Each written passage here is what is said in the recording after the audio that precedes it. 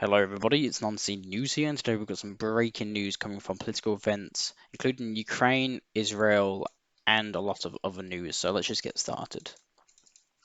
We're going to go to the debate in the US first. So this is a clipped video of Donald Trump speaking to Joe Biden about the war in Ukraine. It's about a minute long, so just give it a watch. I might. Russia, they took a lot of land from Bush. They took a lot of land from Obama and Biden. They took no land, nothing from Trump, nothing. He knew not to do it. He's not going to play games with me. He knew that. I got along with him very well, but he knew not to play games. He took nothing from me. But now he's going to take the whole thing from this man right here. That's a war that should have never started. It would have never started ever with me. And he's going to take Ukraine. And, you asked me a question before, would you do this? He's got us in such a bad position right now with Ukraine and Russia, because Ukraine's not winning that war. He said, I will never settle until such time. They're running out of people. They're running out of soldiers. They've lost so many people. It's so sad.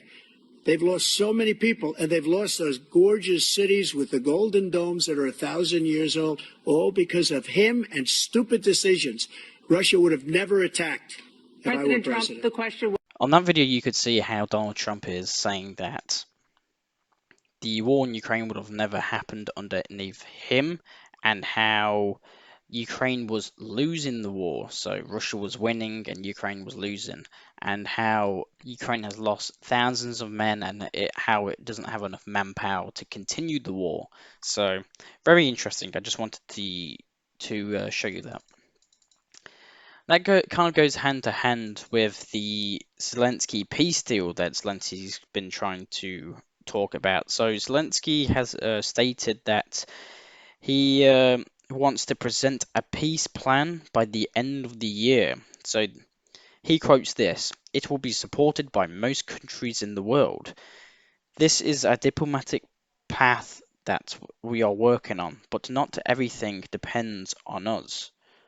Not everything depends on us. So very interesting. And what I think is going to come out of this Zelenskyy peace deal, this is just my little theory, so it might actually be completely bloody wrong, but I think Zelenskyy is going to demand all the lands back that Russia has captured during the 2022 and like the Battle of Avdiivka and Bakhmut. So I think he's going to demand this whole 2022 operation.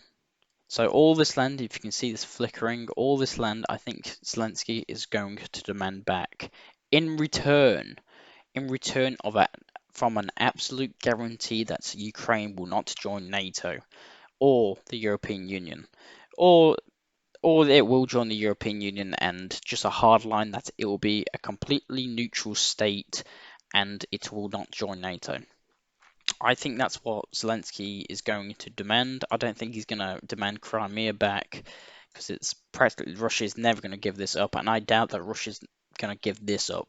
Russia has fought, I'm pretty sure, 3 years for these territories, so I doubt that this will go through, and I doubt this is the actual peace agreement that he'll come up with. But that's just my little theory of what's going to happen. We've got some pretty interesting news coming from the Caucasus area, especially in Azerbaijan. So the United States has invited Azerbaijan and Armenia to a meeting of partners at the NATO summit in Washington on July the 9th and July the 11th.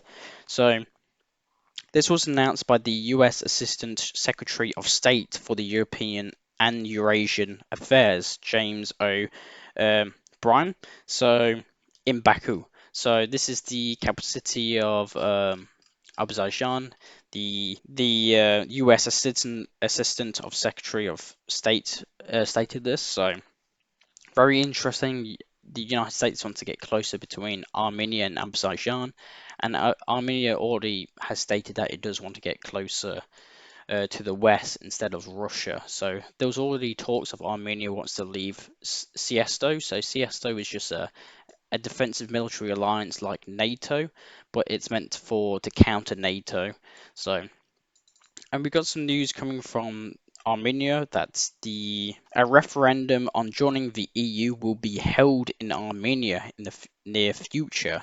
So this was stated by the Speaker of Parliament, Alan Simon. So very interesting. Armenia's deep desire of joining the EU and NATO, and obviously, Armenia is not going to get into the European Union anytime soon. I think NATO's main objective is to try and get Ukraine in the EU and Moldova first. Turkey's been asking to go into the European Union for a long time, and if I was Turkey, I bet the I bet Turkey kind of feels a little bit betrayed here that Ukraine and Moldova gets a bit of a fast track into European Union, and how Turkey's been asking for decades and still hasn't been accepted into the European Union. That's why it has shown great interest into joining BRICS. So, very interesting. We got some news coming from Moscow, and Putin has stated that the Russian GDP has grown about 5% since the 1st of January 2024 to now. Apparently, Russia's GDP has grown about 5%. So very interesting. And we got some news coming from, I believe, the Black Sea.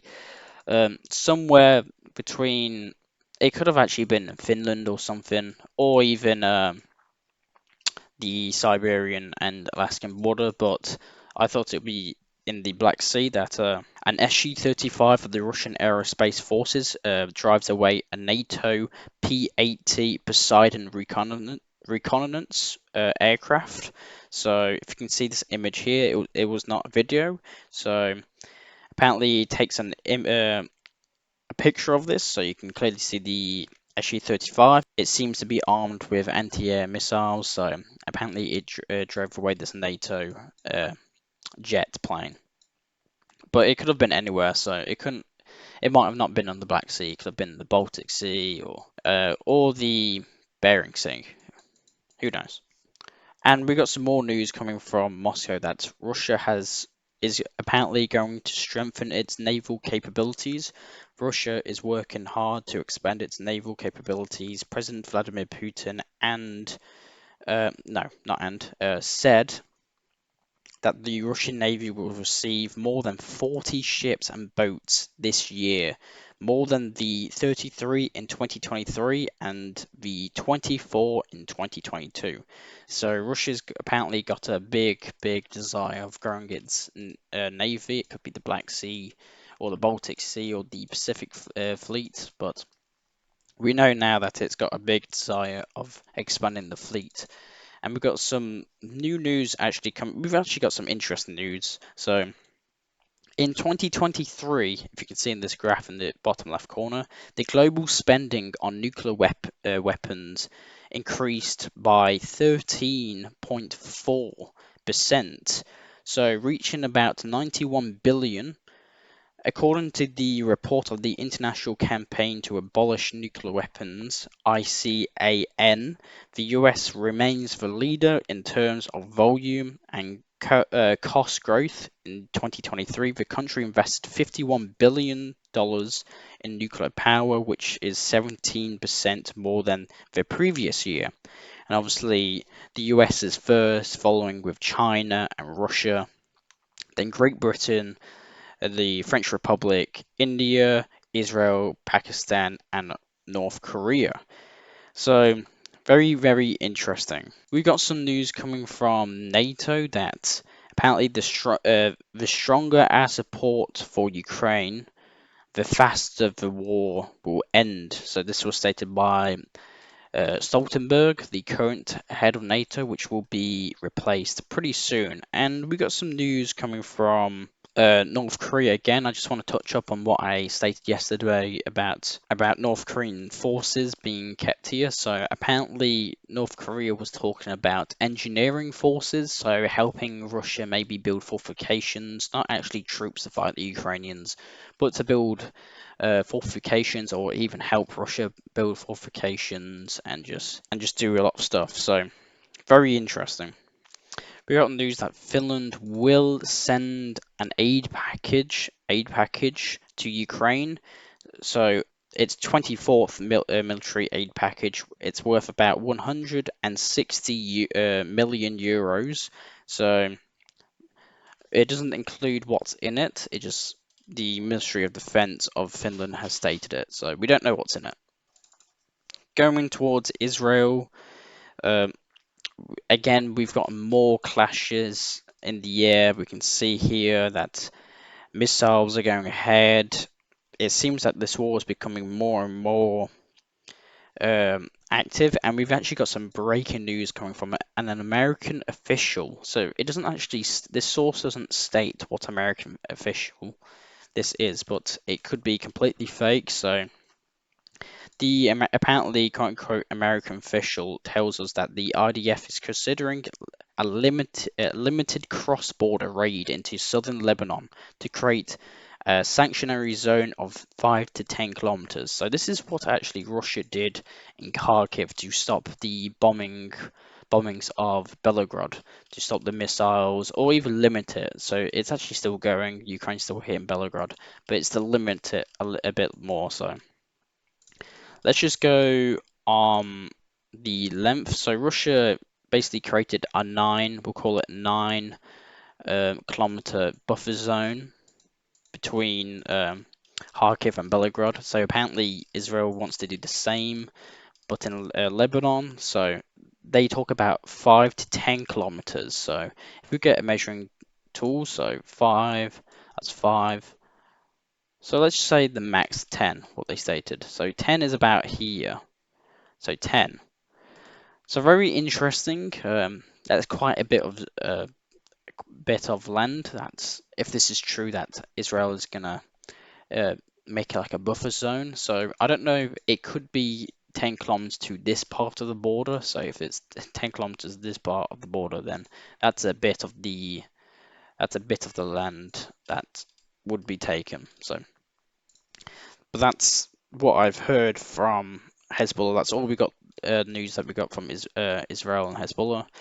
We got news that the US Army signs 4.5 billion contract with Lockheed Martin to produce 870 patriotic air defense missiles. And the last one, the Iranian elections are in full force. It's happening, and I'm pretty sure in the next video we will get the outcomes of this election. So very interesting. And thank you very much for watching. I am Non-Scene News. I will try and provide you non-scene news that Western medias and other medias do not show you. Thank you very much for watching, and I'll see you later.